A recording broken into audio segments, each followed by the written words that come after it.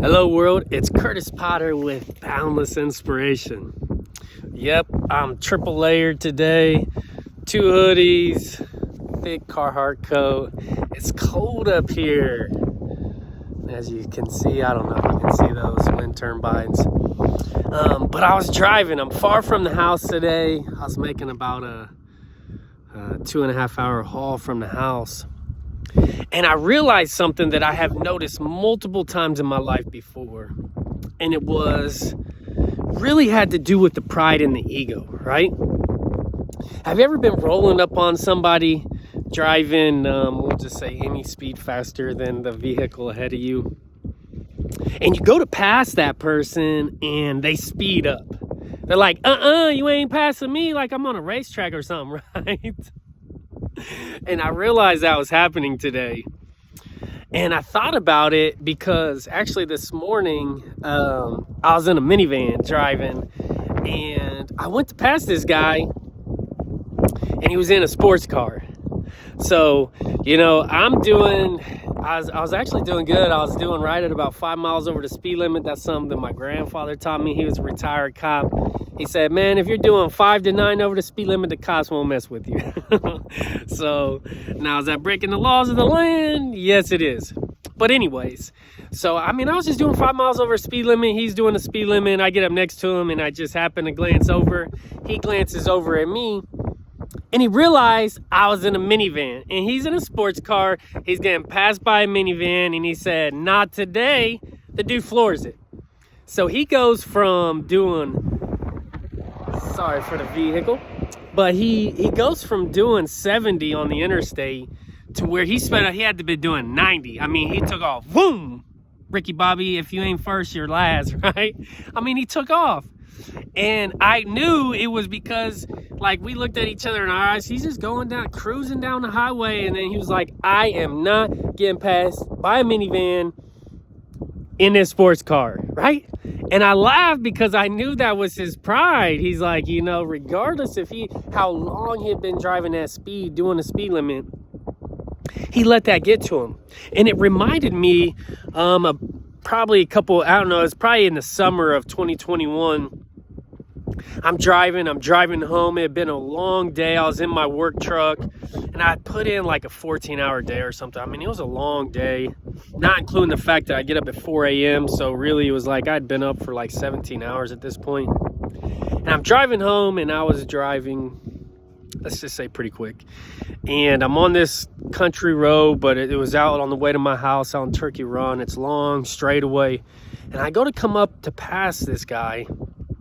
And again, he's doing right around the speed limit. And I was actually doing probably about 10 over at this point, maybe even 15, I'm not for sure. For statute of limitations, let's just say I was doing under 10. And this dude floors it. Like for no reason, floors it. Well, I'm already going to pass him and then he speeds up. So I speed up even more instead of slamming on my brakes. I'm thinking, why is this dude doing this? And next thing you know, we're getting close to this hill and over comes a car over the hill. And I have to just pedal to the metal. He has to slam on his brakes because he realizes at that point we're all about to get in a wreck. And I get in front of him. And, for the purpose of this story, let's just say that I kept my cool, calm, and collective composure. But that's definitely not how it didn't happen. I thought there was going to be a physical altercation because at that point he had risked my life, had risked his life, and had risked the lives of the people coming over the hill. Not to know that there could have been a family in there, a family with kids, and it just doesn't matter, whose life he risked. But imagine if I would have hit those people head on and all of us would have died except for him. See, I know somebody that was reckless driving, got in a wreck, and the girl that was with him actually died.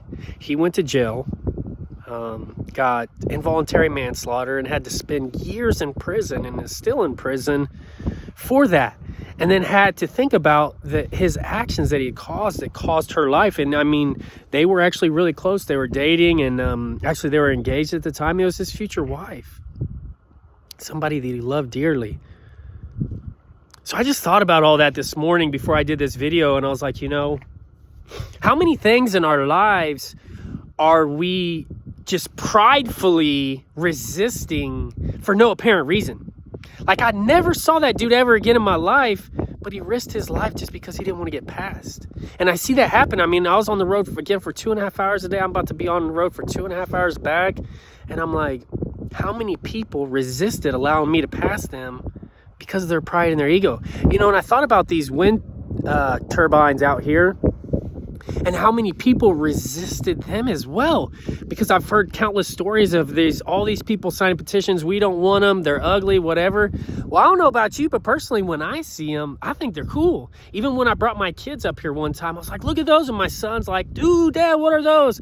And it just gave me tons of opportunities to spend with him, talking to him, you know, those precious memories. You know, you hear parents say when they're teens, they won't even talk to you. So it's one of those conversations I got to have with my child that to me is irreplaceable. You know, I even turn off my, I learned this from a podcast about turning off my radio on the phone as I'm riding with my kids, so that I can have those conversations with them. And it's like, if a lot of people's pride and ego had got that petition signed to where they didn't allow these, that would have been a conversation I'd never been able to have with my children. So today I was just thinking about, what is my pride and ego causing me to prevent or even causing harm? Like, I thought about when I started going to counseling. I had resisted that for a lot of years because of my pride and ego. But the thing is the beauty that has came out of my counseling. I mean, it's to the point where my counselor actually just said, hey, I really don't feel like we need to meet as often as we have.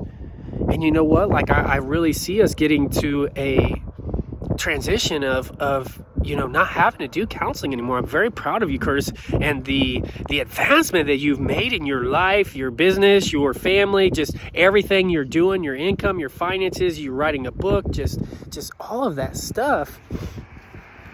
And one of the steps that I took was lowering my pride and ego into stepping in there. And again, I just let you know the amount of joy and gratitude and growth that I took by taking that step. So as I continue working on becoming balanced, and if that is your desire as well, I just invite you to think about how many things in life, like maybe resisting counseling or getting healing or putting down your pride and ego, that is really hurting your life. And just like in that almost accident, it almost killed me. Well, the stress and depression and anxiety and resentment and guilt and shame that it causes from not putting down your pride and ego is also killing you. It is proven that it's killing you on the inside, and it takes years off your life. So today, I just invite you, wait for that car to go by. I just invite you, lower your pride and ego any way you possibly can to create more joy, laughter, peace, serenity, growth in your life. Because if you're not growing, they say you're dying. So if you're growing, you're perspiring. You're I don't even know if I said that right, but it's creating a bunch of beautiful things in your life. If you like this video or know someone that could hear it, please like, share, comment, tag. You know the drill. Because every single day we're just getting a step closer to being boundless, baby. I love you all. Have a great day.